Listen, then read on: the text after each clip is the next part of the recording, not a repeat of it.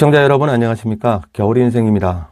내일 밤에 마감되죠. 26회차 승무패 단통라인부터 잡고 가겠습니다. 4부 시간입니다. 3부 시간에서는 아틀레티코 마드리드와 애틀레틱 빌바오의 경기에서 빌바오가 4위나 5위를 하게 되면 코파 델레이 우승을 하면서 빌바오가 획득해 놓은 유로파 티켓의 승계가 어느 팀에게 되는 것인지 설명을 드렸고요. 맨유와 번리의 경기에서도 맨시티가 맨유와의 FA컵 결승전에서 승리를 하게 되면 우승팀에게 주어지는 유로파 티켓이 챔피언스 리그로 향하는 맨시티의 손을 떠나서 행선지가 어디가 되는지 여기에 관해서 말씀을 드려보았습니다. 4부 시간에는 접전이 예상되는 3경기를 편성했고요. 스리마킹이 아니면 답이 없을 것 같았던 경기들을 단통으로 추려보겠습니다. 분석방송을 시작하기 전에 구독과 좋아요, 알림 설정 부탁드리고요. 누르시는 동안 겨울인생은 박빙의 12번 경기가 펼쳐지는 노에바로스 카르메네스로 먼저가 있겠습니다. 오늘 첫 번째로 추천드리는 12번 경기는 그라나다와 오사수나의 일전입니다. 오사수나는 1승과 2승의 부디미르와 오로즈가 결정하는 상황이 팀 A 전술의 불가피한 수정을 불러왔고요. 직전 경기에서도 모이 고메즈 혼자서 1선과 2선을 조율하는 아주 대단한 활약을 해주었지만 3선의 움직임이 너무 둔탁하고 상대적으로 스피드가 느려진 아주 그런 느낌을 받았습니다. 그러다 보니까 상대팀 라이어에게 원더골 2방을 순식간에 얻어맞게 된 거죠. 3선에 보면은 나이어린 아레소 선수 그리고 에란도 선수는 상대 마크보다 제자리를 찾기에 급급했고요. 또 무노즈와 이바네즈의 더블 볼란치도 무용지물 같은 느낌을 주었던 오사수나였습니다. 투볼란치와 포백 라인 중에서 노련한 오사수나의 레전드들이죠. 다비드 가르시아 그리고 후안 크루즈가 중심을 잡아주었기 때문에 그나마 공수 밸런스가 유지되었다고 생각을 합니다. 사실은 모이 고메즈의 선제골도 90% 운이 따라준 골이었죠. 당구로 가정하면은 황호시 회전 같은 볼의 궤적이 가져다 준 골이었고요. 부디미르 하나 없다고 골 결정력이 이렇게까지 떨어지나 하는 생각을 지울 수가 없었습니다. 오로즈가 세컨 스트라이크 역할을 하던 오로즈가 만들어주던 파이널 찬스의 순간들이 반감되니까 라울 가르시아나 루벤 가르시아 그리고 왼쪽의 페냐도 스스로 혼자서 찬스를 만들어내기 바빴던 라이어 원정길이었다고 사료가 됩니다.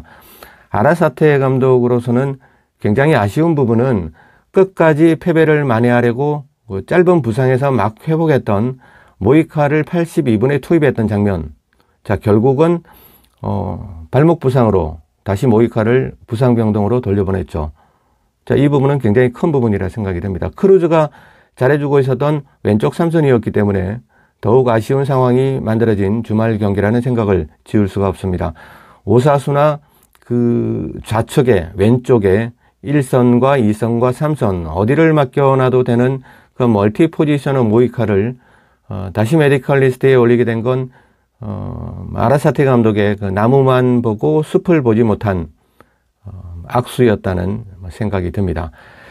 중앙 3선에서 그나마 통제력을 잃지 않고 어린 선수들을 지휘를 했던 다비드 가르시아마저 이제 근육 부상이 올라온 부분은 오사수나의 설상가상 이렇게 보시면 될 것 같습니다.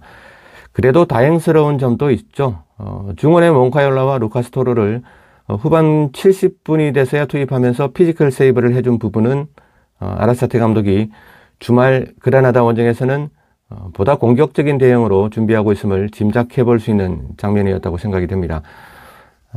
저의 예상이 맞다면 주말 그라나다전은 라리가답지 않게 굉장히 빠른 템포로 파이널의 기회를 주고받는 다이나믹한 경기가 될 것으로 전망을 해보겠습니다. 극적인 잔류라는 희망의 불씨조차 가물가물해진 그라나다는 노에바로스 카르메네스에서만큼은 항상 그들의 루틴대로 행복 축구를 보여줄 것으로 사료되고요. 프리미어리그의 번리처럼 시즌이 마칠 때까지 최선을 다하는 경기력으로 홈팬들의 눈시울을 적실 것으로 예전한 전망을 해보겠습니다. 양팀 모두가 골을 넣고자 하는 열망을 팀 전술에 담을 것으로 보여지고요. 16골의 부디미르가 삭제된 오사수나보다는 보예와 우즈미의 상포를 예열하고 있는 그라나다가 조금은 유리한 움직임을 가져갈 것으로 예상을 해보겠습니다. 12번 경기의 선택은 홈팀의 단통 승리 구간을 장바구니에 담겠지만 마음속은 승무 더블 구간을 외치고 있는 매치업입니다. 오늘 두 번째로 추천드리는 매치업은 11번 대상 경기 토트넘과 아스날의 기대되는 빅매치입니다. 물론 저도 그렇겠지만 시청자님들도 굉장히 기다리시고 계시는 그런 경기라고 생각이 듭니다. 자, 이 경기는 이상하게도 오랜 시간 동안 하이텐션을 유지해온 아스날이 쉽지 않은 그런 경기 흐름 속에서 토트넘에게 일격을 맞게 되는 상상을 자꾸 하게 됩니다. 남아있는 상대팀들이 토트넘이 남아있는 상대팀들이 1위 팀, 2위 팀, 3위 팀들이다 보니까 토트넘의 4위 탈환을 비관적으로 보고 있는 업체들이 굉장히 많아요. 현지에서도 그렇고. 아무튼 그래도 토트넘 라인업들의 기본 퀄리티나 잠재력을 감안한다면 불가능으로 단정 짓기에도 굉장히 억척스러운 느낌이 듭니다. 토트넘은 15일간의 꿀맛 같은 휴식 후에 홈 경기를 치르게 되죠. 자, 토트넘의 피지컬은 포화 상태로 보여지고요. 토트넘이 방전되었던 체력과 긴장감을 회복하는 15일 동안 에스턴 빌라, 바이에른 뮌헨, 울버햄튼, 첼시와 독일과 영국을 오가면서 4경기나 더 치른 아스날의 의문의 체력과 하이텐션 속에서 방치되었던 보이지 않는 스트레스성 질환은 아스날의 모든 라인업들에게 아마 노출되었으리라 짐작을 해봅니다. 토트넘 삼선의 우도기와 또 최전방의 히살리송의 부재가 토트넘으로서는 굉장히 아쉬울 수도 있겠지만 자력으로 챔피언스리그 티켓을 따낼 수 있다는 그런 자신감은 라인업의 어느 누구도 부정하지 않을 것으로 생각이 됩니다. 선두 아스날에 비해서 토트넘은 전술을 수행해 나가는 과정에서 실점과 직결되는 미스플레이, 다시 말해서 잔실수가 많았다는 차이일 뿐 볼을 다루는 그 양팀 선수들의 개개인의 능력 면에서는 별반 차이가 없다는 점은 절대 놓쳐서는 안 될 부분이라는 생각이 듭니다. 토트넘이 보름 동안 아껴 놓았던 체력은 토트넘 특유의 전방 압박의 용도로 많은 양을 할애할 것으로 전망이 됩니다. 이 부분에서 아스날의 미스플레이가 양산되고 토트넘의 세컨 파이널의 기회가 시나브로 주어진다면 11번 경기의 결과는 정말 시어머니도 며느리도 모르지 않을까 생각을 해보고 있습니다. 11번 경기의 선택은 토트넘의 승리 구간으로 이변 아닌 이변을 공략해볼 생각이지만 선두 아스날의 그 인간계를 이탈한 체력 소모 행진이 어디까지 갈 것인지 궁금하기도 하고 두렵기도 합니다. 복식 구간으로서는 완전히 한번 갈라보도록 하겠습니다. 자, 오늘의 마지막 추천 경기입니다. 9번 대상 경기이고요. 카디즈와 마요르카의 33라운드 일정입니다. 이 경기는 지금 카디즈가 18위에 있고 마요르카가 16위에 있고 승점은 25점과 31점, 아주 굉장히 중요한 매치업으로 사료가 됩니다. 카디즈와 마요르카의 공통점은 너무 똑같습니다. 홈 경기와 원정 경기에서 치러내는 경기력은 흡사, 다른 팀을 보는 듯합니다. 두 팀 모두 똑같고요. 카디즈는 원정에서 1승도 없죠.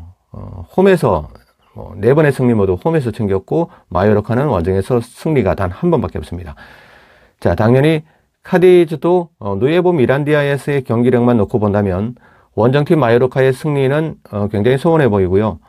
카디즈가 올 시즌 그 홈에서 패했던 경기는 단 5게임입니다. 상대 팀들을 보면 1위 레알 마드리드, 2위 바르셀로나, 그리고 3위 지로나, 그리고 유로파 레벨의 그 베티스와 발렌시아에게 패한 것이 카디즈가 패배했던 그 이력의 전부입니다. 참 정직한 팀이죠, 카디즈는.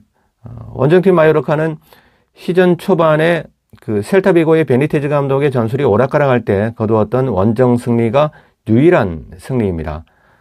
강등과 잔류의 기로에서 표류 중인 카디즈와 마요르카 양팀인지라 패배는 서로에게 치명적일 수도 있어서 전반전은 서로가 탐색하는 조심스러운 경기를 예상해 볼 수 있고요. 후반부터는 아마 카디즈의 파상 공세가 이어지겠지만 4월 들어서 그 마치스를 비롯해서 코우암의 마리 메레가 이탈한 카디즈의 2, 3선 벤치는 A 라인업들의 휴식이 보장되지 않는 그런 상황입니다. 교체 멤버들이 많은데 사실 교체 멤버들도 굉장히 중요하거든요. 근데 지금 카디즈의 상황은 A 라인업들이 교체 없이 90분을 뛰어야지 승리를 거둘 수 있는 그런 상황이라고 보여집니다. 개인적인 생각일 뿐이니까 맹신할 필요는 없습니다. 카디즈는 그 알카라즈와 후암이 두 노장의 투혼에서 카디즈가 지지 않음을 가져가 볼 수 있겠고요.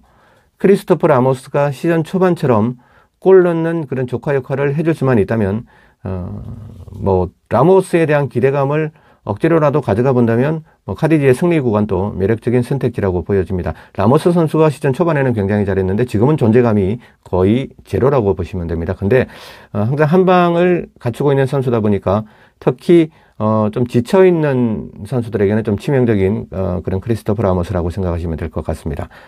자, 9번 경기의 선택은 단통 라인은 라인업의 추이를 좀 더 살펴보겠지만 일단은 무승부로 생각을 해놓고 승리 쪽으로 가닥을 잡아보겠습니다. 복싱 라인은 승리와 무승부를 동시에 방어를 하면서 리스크를 줄여볼 생각입니다.